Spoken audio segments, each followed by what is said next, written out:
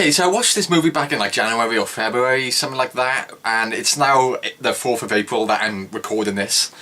So I guess I got a bit lazy there, but I do remember the movie quite a bit. I've watched it a few times since I first watched it anyway, so it's kind of still fresh in my memory. But I've been wanting really badly to do a review of this for quite a while, so let's finally do it.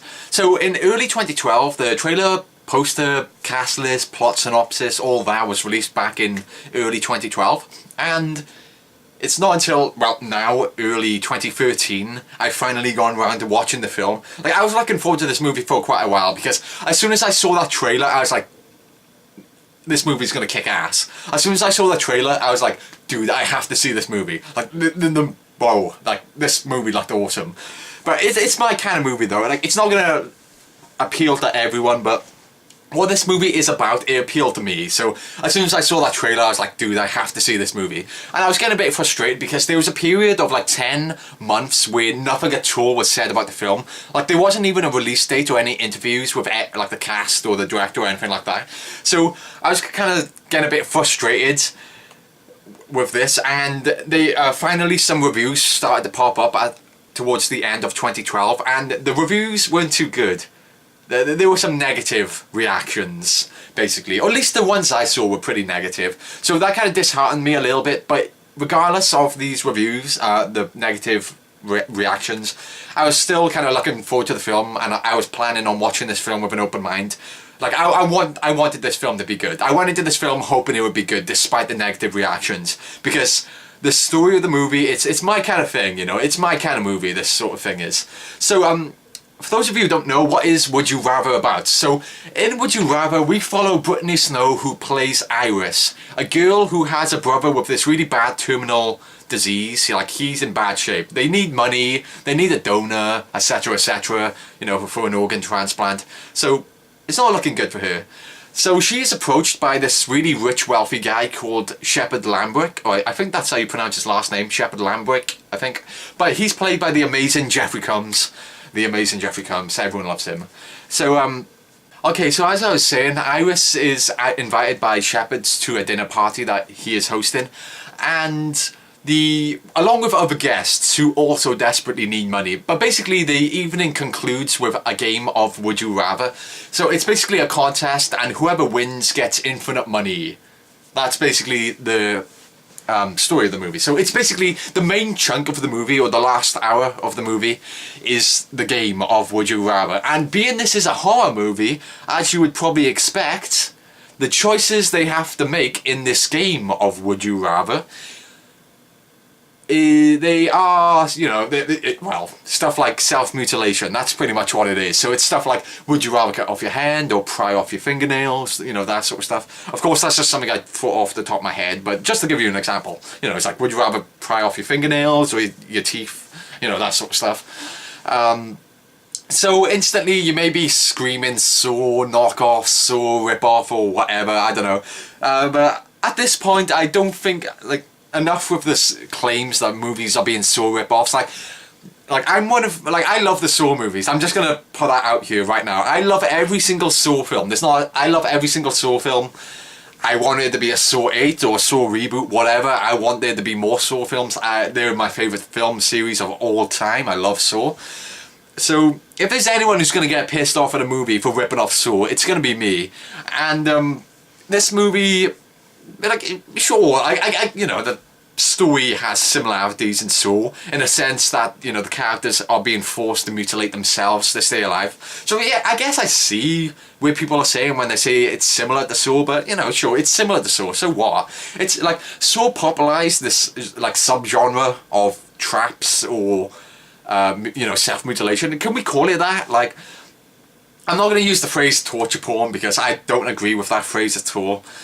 But like, Saw kind of made this subgenre popular. I'm not quite sure what you would call it. Like, you know, this subgenre where people are being forced to mutilate themselves to stay alive. Like, I guess some people like to relate it all the way back to the abominable Dr. Phibes, the Vincent Price film. I totally disagree when people say that. Like, like, what nonsense. Like, this is just my opinion, but what a load of nonsense when people try to relate it back to the abominable Dr. Phibes. Like, don't get me started on that. But, like, I'm just happy that another film has, like, a so similar plot. Like, why get mad at it? It's, like, the fact that it's like Saw, it's why I wanted to see this movie so bad. Like, you know, like, Saw kind of made this subgenre. Like, Saw doesn't own this subgenre of, like, you know, self-mutilation or whatever. I'm not sure what you can call this. Like, you know, what is this subgenre? What would you call it? It's, you know, basically people being forced to mutilate themselves to stay alive. But yeah, like, you know, it's similar to Saw, but that's not a bad thing, is it? Okay, so let's actually move on from that topic. So Jeffrey Combs plays the villain of the movie, Shepard Lambrick, and he is amazing. Like, he's hilarious. Like, he has a great voice as well as, like, would you rather? Like, you know, that really awesome game show kind of voice. He has the voice for the role. He's awesome.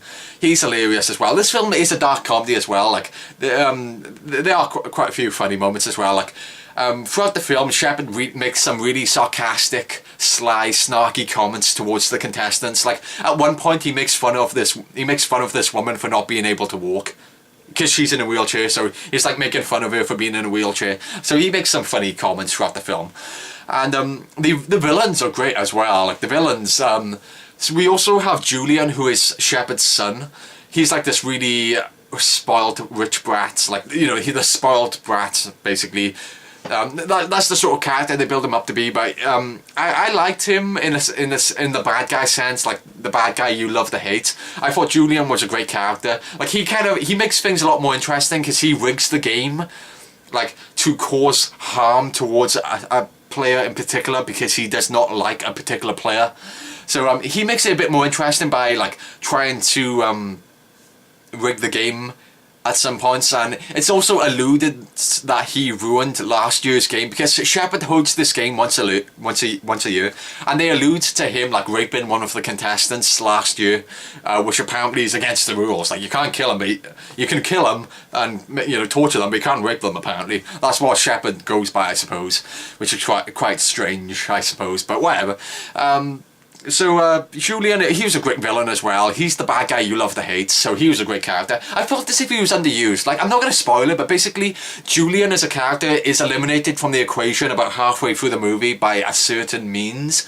So I was kind of disappointed by that, and I feel as if his character is underused. Like, I'm not sure if they're saving him for a sequel or what, but Jesus, I felt as if his character, they could have done a lot more with his character, although he was a cool character from what we did see of him. And this also, the final villain is Bevins. He's like the head butler. Like, he's like the main butler of the butlers, I guess, the head butler or the master butler, whatever. But I mean, basically he's like the head butler of the butlers. So there's like a bunch of butlers overseeing the game with the guns. So if anyone tries to escape, they're going to shoot them in the face. And he's kind of like the main butler of them all. So he's kind of overseeing the game as well, and he gets quite a few lines. He's funny as well. He has a few cool lines, like, you never know, sir. Like, he has some great accents.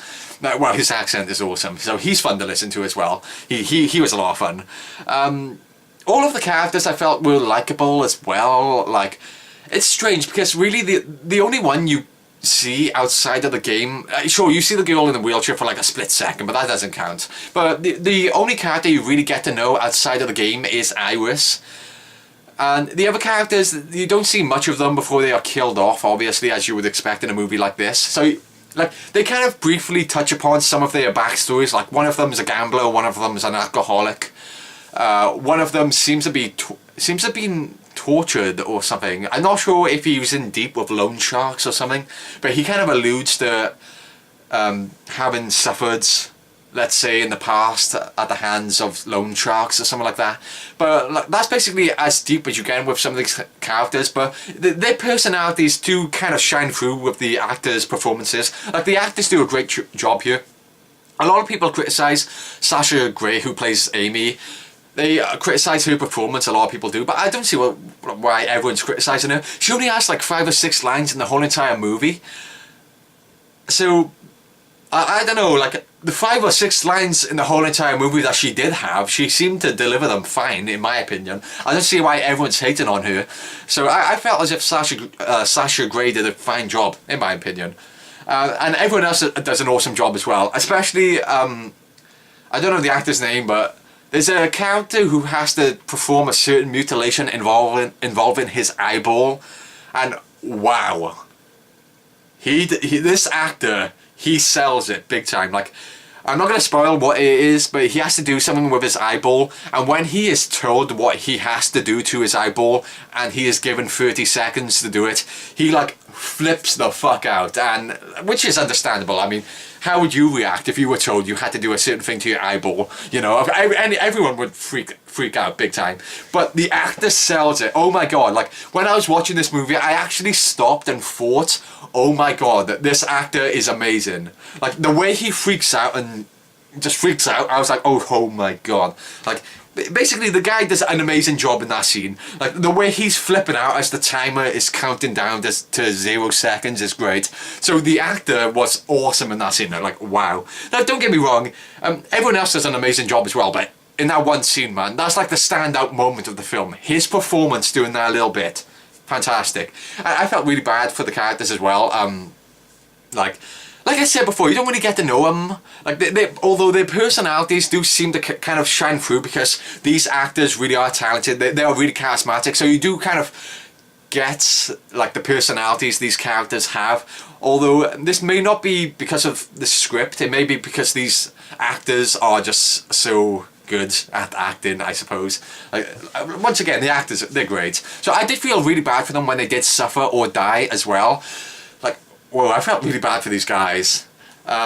It's strange. Like, I'm not sure why, because like I said, you don't really get to know them that well. Although I guess you don't really get to see them outside of the game. Although you feel, or at least I personally felt, as if I knew them quite well, because I understood where the characters were, because the actors did such a good job of playing them, I suppose. And all of the actors are really likable as well, so I guess that kind of contributes to why I found them so likable. And also, what was I saying? I completely forgot what I was going to say.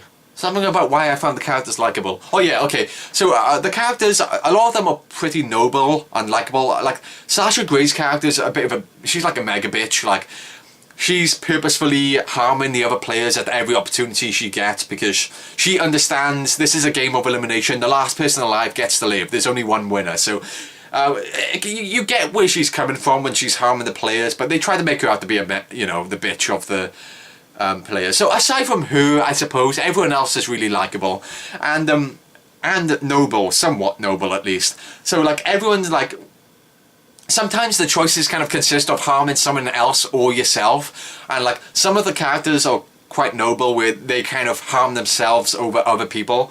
So this kind of sounds pretty cliche and really forced. Like this can very easily sound really cliche and forced, but I didn't feel that way at all. Like it all felt very natural. All of the characters felt very genuine. I guess again this lands back to how awesome the actors are, but this didn't feel like, it doesn't feel forced or unnatural at all. Like it doesn't feel as if the script writer like made the characters do this just to make us, the audience, like them. So like I don't know what it was. Maybe it's because the actors were so awesome, but I never once felt as if it felt forced that these characters are harming themselves over other people. It never felt forced to me at any point. So this lends to why I found the characters so likable as well. Okay, so the game itself of Would You Rather, it's of course it's fun. Like right off the bat here, you already know what this film is about. It's essentially 30 minutes of setting up the game and then 60 minutes of people cutting up themselves to stay alive. If that sounds entertaining to you, then you're going to like the movie. This movie is exactly what it says it is on the tin, and it does what it says it will do on the tin very well. So there we go. You know whether or not you're going to watch it, whether or not you're going to enjoy the movie. You'll enjoy the movie based on that plot synopsis. The movie isn't anything more than that. So if it sounds like your kind of movie, go ahead and watch it. You're not going to be disappointed. And so the game itself of Would You Rather is... I was kind of disappointed by how short it was. Like, I'm not going to spoil it, but it doesn't last too long. So I was kind of disappointed by that. Like, I wanted to see more of this. Like, I was disappointed when the movie ended because I wanted the movie to keep going. I wanted to see more really crazy dilemmas, you know. And the dilemmas themselves that the victims have to face are very, very awesome as well. Like round 3 and the final round especially. Round 3 basically involves a barrel of water. I'm not going to spoil it, spoil the dilemma, but it's a really, really tough dilemma. And so is the final round as well. There's some really thought-provoking choices the victims have to make here. Like, put it this way, when I watched the Saw films for the first time, there wasn't really a single point in the whole entire series where, you know, doing a trap scene, I was kind of like, what would I do in this situation? Like, I've never once thought that in any of the Saw films. But in Would You Rather, there were several moments where I actually kind of stopped and I was kind of like, whoa. I'm not sure what I would do here. Like, some of these choices are genuinely difficult. I'm not sure why though, because, I don't know, maybe because in Saw, it basically boils down to, would you tunnel through a cobweb of razor wire to save yourself? Would you cut out your eye to save yourself? Would you, I don't know, you know, cut off your foot to save yourself? That's basically the choices. But in Would You Rather, it boils down between, would you rather do this or this to save yourself? So, you know, you have some options here. So maybe that's why I kind of thought that way while watching this film. But the dilemmas the victims have to make, some of them are like genuinely difficult or thought-provoking. Some of these dilemmas are, whoa, they are quite tough, to put it lightly. Like, I really would not know what I would do in some of these situations. Okay, so moving on, there's a subplot involving this Black Doctor. I'm not going to go into specifics yet to what exactly the Black Doctor is doing, but I wasn't a fan of how this subplot was going. Like, when the subplot began, I was kind of like, really? This is the direction we're going in? Like, okay, I guess I've just got to put up with it. There's nothing I can do about it. I'm not really happy with the way this movie's going, but okay, I'll just deal with it. Because there's this little subplot with the Black Doctor, which they kind of start off quite early on in the movie, and I didn't like it. However, this subplot turned out for the better, because this subplot turned out, well, it was basically handled very well. I was pleasantly surprised by how the subplot was handled, so no complaints there. I was kind of groaning when it began, because I was kind of thinking it was going in one direction. Then it turns out, the way it was handled, I so did not see that coming. I was kind of clapping my hands a little bit there. I really didn't see that coming. So I was pleasantly surprised by the subplot. Okay, so let's move on to the gore level. There is no gore. There is no blood. Well, the goriest moment in the whole entire film is that someone gets shot in the face. Now, don't get me wrong, there are mutilations in the film which are quite gruesome, although we don't see it. Everything happens off screen, except for someone getting shot in the face. That's like the only thing which happens on screen. But everything else happens off screen, so I'm not sure if it was a creative choice on the director's half, or maybe because they didn't have the budget to pull off some of the special effects. I don't know, but everything happens off screen if you're interested. Of course, this kind of lends to what, you know, some people find what you don't see on screen is a lot more disturbing. You know, what your imagination conjures up is a lot more disturbing than what they could ever show you, you know, that sort of mindset. But the thing is, if you've been desensitized like me, obviously you would prefer them to show the gore, because at least that's fun and you got something visually stimulating here, as opposed to being desensitized and watching this psychological horror, as some people call it, where you're kind of like if you've been desensitized, nothing will disturb you, so it's not as if it's gonna disturb you. You're just watching everything happen off screen, so it's not that fun. But the dilemmas were interesting enough to me, basically the dilemmas were creative and interesting enough to me to compensate for the fact we're not seeing the mutilations on screen. But for those of you who haven't been desensitized, there's some pretty grueling moments here which will probably get you squirming in your seats. And for those of you who are interested, there is no blood or gore. The goriest moment is when someone gets shot in the face. Just warning you beforehand if you're expecting a gore fest. Okay, so I already said the acting was awesome. The music was great as well. Like, oh wow. The music was good enough where it's good enough to the point where I will buy the soundtrack. I will buy the score when I can, whenever. Oh, it is released actually, because I was looking this up on Amazon. It's like, I don't know, £4 or something. So I will buy the score. I like the score enough to buy it, and the theme song's great as well. Like, the music, it's like really, it doesn't beat you over the head or anything. It's kind of subtle. It's quite quiet actually, and it's quite subtle. Although it's really awesome. Like, I really like the music, and the theme song is great as well, and the music that plays over the ending credits is awesome as well. So the music's fantastic, and it also helps the first ever death scene in the film seem a lot more impactful and sad. Like I said, I felt really bad for the characters, and when some of these characters died, I genuinely felt bad for them, especially in the first death scene.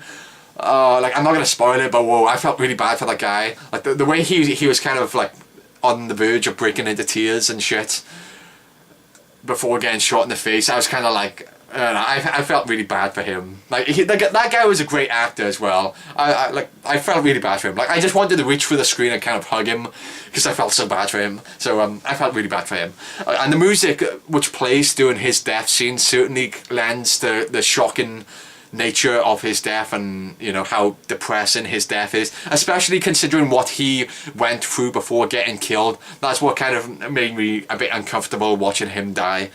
So yeah, and the ending. Okay, so this is a big thing. The ending. A lot of people dislike the ending because it's very predictable, which it is. It is predictable, I will admit. Although, how else could they have ended the movie? If they didn't end the movie the way it did end, I guarantee you would get millions of people being like, oh my god, I have an amazing idea for the ending of this movie. The ending of this movie sucked. This is how they should have ended it. And they would proceed to describe this literal ending. Like, if the movie did not end the way it has right now, people would be complaining it did not end this way. I guarantee it. And so people complain it's really predictable, but yeah, how else could they have ended it? Like, I was fine with the way it ended. Like, to expect the ending to be predictable, like, I don't know, it's personal preference whether or not it will bug you or not, but I was fine with the way it ended. It was predictable, yes, but still very awesome. I still love the way it ended. It's like, it's not a twist or anything, but it's more of a gotcha moment, you know. Okay, so let's move on. So let's briefly touch upon the possibilities of a sequel here. I love the movie. I would go as far as to say I love the movie. It would probably go in my top 30 movies of all time. I would probably place it between 20 to 30. Because like I said, I love the Saw films. I'm a big fan of the scenarios where people have to, like, you know, cut up them, you know, self-mutilate to save themselves. So this movie, as soon as I saw the trailer, I was like, I have to see this movie. So I knew I was going to love this movie before I even watched it. And so this movie, it just appeals to me. It's my sort of movie. So I absolutely love this movie. So I would love to see a sequel to this movie as well. Like, for the love of God, I would love to see a string of sequels. Would you rather 2? Would you rather 3? Would you rather 4? I would love to see shitloads of sequels to this movie. I would watch every single one and probably enjoy every single one. Because I just love these sort of movies. And I just want to see more sequels. I want to see a sequel to this movie. Or a bunch of sequels. And there are some interesting ideas to explore here, because what is the deal with Berens and his butlers? Like, are they just very loyal friends to Shepard's... Like, are they just very loyal servants to Shepard's family? Or are they members of the Foundation? Or is Shepard paying them shitloads of money to keep their mouths shut and to participate in the game? Like, what's the deal with the servants? And also Julian, like, he could wreak a lot of havoc in the sequels. Like, bring him back and have him wreak, like, shitloads of, you know, have him do a lot of bad stuff in the sequel. Like, that could be fun. And you could explore Shepard as a character a lot more as well. Like, there's some interesting... like, I would love to hear his backstory. Like, what exactly made him stop and go, you know what, I want to torture people once a year in a dinner party in a game of Would You Rather? Like, what exactly made him say that or convince him to do that? So you got like a few interesting themes or mysteries which a sequel could potentially explore. Like, they are fine left unanswered, but if they did get around to doing a sequel, I'm just saying these are kind of little areas which they could choose to explore. And one last thing, the film is very well shot as well. I can say that. It's a very well shot film. Like, for a film which mainly takes place around a dinner table in one room, it's well shot. So I'll just say that.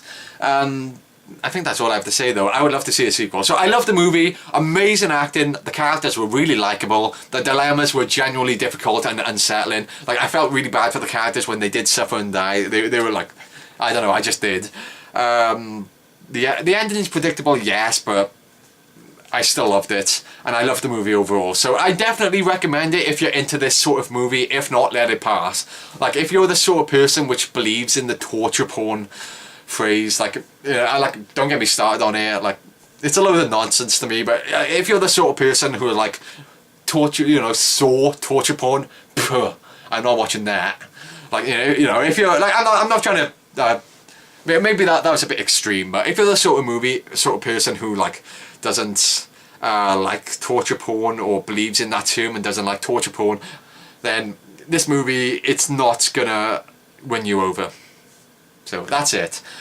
Moving on to spoiler shit now, very briefly, so if you don't want spoilers, leave now. So, the ending, here's how I think the movie could have ended, though. There's a few other ways this movie could have ended, I think. So, this is how it ends. So for those of you who don't know, who haven't seen the film and who are just watching this anyway, basically, so as I said before, Iris is only playing the game because she wants money to save her brother so she can pay for her brother's illness. And basically, she wins the game. She is the winner. She is the last person alive. She wins. She goes home with the money and she comes across her brother to find that he's dead already. Like, I'm not sure. It's not really made clear. I can't remember if he did like a drug overdose or something, or maybe he just died. But yeah, he's dead when she gets home. So that's the kind of like a downer ending, which I liked. And so here's the other ways it could have ended though. So the last round is that Iris is given a gun with one bullet in it, and she and Lucas are the only players left alive at this point. So she's given a gun with one bullet, and she's told she can either shoot Lucas and then walk away alive with the money, or she can choose to not kill Lucas, and then she and Lucas will both walk away alive, but with no money at all. So that's the pretty tricky dilemma there. That's a genius dilemma as well. Like it's kind of like, what would you do in that situation? That's a really tough, that's a toughie. That's a really great dilemma. But here's the other two ways I think it could have ended, which would have been interesting. Iris shoots Shepard in the face with the gun, and then of course Bevins would shoot her, maybe Lucas, I don't know. But he would definitely kill Iris as punishment. But I think that could have been an interesting ending. The other interesting, the far more interesting ending, which I was kind of thinking they were doing, like as the scene was going on, like this scene was very well done as well, it's very suspenseful, but as the scene was kind of going on, this is how I thought it was going to end, because Lucas is kind of leaning in towards Iris and talking to her and telling her his story of why he's there, and he kind of talks to her for quite a bit, and he's kind of telling her of why he's there, like, his sisters or something like that, and basically she's given 30 seconds to make a choice, to either kill Lucas or walk away. She's given 30 seconds to make a choice, and Lucas is kind of talking to her and kind of leaning in, trying to, you get what I'm saying here, drawing her attention away from the timer, which is ticking down, because that's what I thought he was doing. I thought he was going to draw her attention away from the timer long enough on purpose, so the timer would expire, and then Shepard would shoot her in the face, and then Lucas would get the money and get to walk away alive instead. I thought that would be an interesting ending. So Lucas, on purpose, draws her attention away from the timer long enough for the timer to expire, so Shepard kills her. You know what I'm saying here? So I think that would have been an interesting ending as well. But that moment when she does pull the trigger and kill Lucas, like, whoa.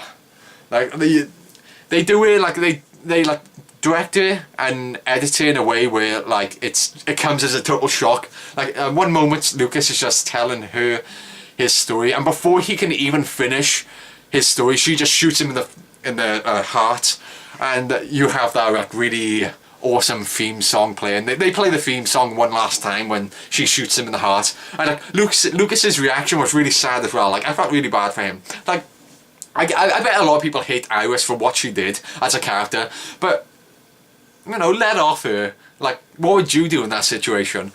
The answer is, you don't know, because no one knows what they would do in that situation unless they were actually in that situation. Like, it's really easy to say, be really pretentious and on your high horse about it, and be, I would be noble, I would totally let the guy live. Like, no. Unless you were actually confronted and you were actually in this situation, you have no idea what on earth you would do. So you can't really blame her for doing what she did, I suppose. Like, it's understandable why she did it. Lucas, I felt bad for Lucas as well. Like, Lucas was a likable character as well. Like, he was a good guy, you know. He did some noble stuff throughout the game, like in round 1 and 2. Or at least he tried, yeah, he tried to do noble stuff in round 2 at least. Yeah, like, the thing is, he doesn't die instantly anyway. Like, when she shoots him in the chest, he kind of like, you know, he kind of flies back in his chair a bit, and he's kind of like gobsmacked, like his jaw's like hanging open. And like he clutches his heart in pain as blood starts to piss out everywhere, and he's kind of like looking at Iris, like, you know, jaw dropped, like looking at her, like, you know, I can't believe you just did that sort of look. But I felt really bad for him. I was like, oh, like, you know, you wanted to reach for the screen and hug him, just like the alcoholic guy as well at the very beginning of the game. Because there's an alcoholic. I think he's played by John Hurd, who was an amazing actor. But he's played. There's this alcoholic at the start of the game. Before the game actually begins, and we get to like self-mutilation. Before we get to that, Shepard offers a not physically harmful dilemma to the alcoholic. He's a recovering alcoholic, so it's like 6 years after, like 6 years sober, and like Shepard kind of berates him on how like the alcoholic is like, I've turned my life around now, because basically what Shepard is saying, you know, he's offering him a glass of wine. He's saying, I'll give you $10,000 if you drink this glass of wine. That's what he's saying, and the guy's like, no, like you don't understand how hard I worked, like no, like, you don't understand how hard I worked. Like, no, I'm not doing that. Like, I've turned my life around. And then Shepard's like, kind of like berating him, like, but you haven't. Like, your life, I would hate to see what you looked like 6 years earlier if you consider this turning your life around. He says something like that, and like, it's kind of like, oh man, that was a bit below the belt. Like, some of the stuff that Shepard says there, and like, I kind of felt really bad for the alcoholic, and like, he kind of starts to cry and sob. Because he initially refuses the offer, and then Shepard gives him an even bigger glass of alcohol, and he's like, okay, $50,000 if you drink that glass of alcohol. And the guy is kind of like, he refuses it at first, and he kind of like, he's on the verge of bursting into tears, and then he's kind of like, you know, he's just there in silence for like 30 seconds, kind of crying a little bit, and then eventually he just, you know, he grabs the bottle and downs it, you know, and he's like, he just bursts into tears and everything. I felt really bad for him. And the music especially, aside from the fact that the guy's an awesome actor, the music as well was great. And the way everyone around the table reacted as well, because like, everyone was kind of like, oh, holy shit, like, you know, they were like, what? Like, even everyone around the table is kind of feeling really uncomfortable and awkward, you can tell by this. So I thought that was a really depressing, really sad moment. And it's even all the more sad when he dies, because he's the first person to die. Like, as soon as they bring in the modified car battery and they start explaining what's going to happen in round 1, he starts freaking out, and then he gets shot in the face. And like, the music and shit which plays when he gets shot in the face as well, because like I said, the music's great, so the music certainly makes the scene a lot more shocking, a lot more impactful, a lot more depressing. So yeah, I felt really bad for the characters, and Travis as well. Like, the way he is kind of begging for his life when he's like, what the fuck's the matter with you people? Like, what did I ever do to you? You know, and he's kind of like, you know, begging him, like bursting into tears towards the end there, when he realizes he's gonna get whipped every single time. Like, the way he was kind of like screaming at Shepard and Julian, I thought that was quite effective. Like, that guy was a great actor. I felt really bad for him. And I think that's all I have to say, though. That's really it. Oh, going back to the subplot about the Black Doctor. So the Black Doctor is basically, we keep getting back and forth between the game and the Black Doctor. He's basically on a journey to stop the game. Like, he loads up a gun. He's going to stop the game, like rescue everyone.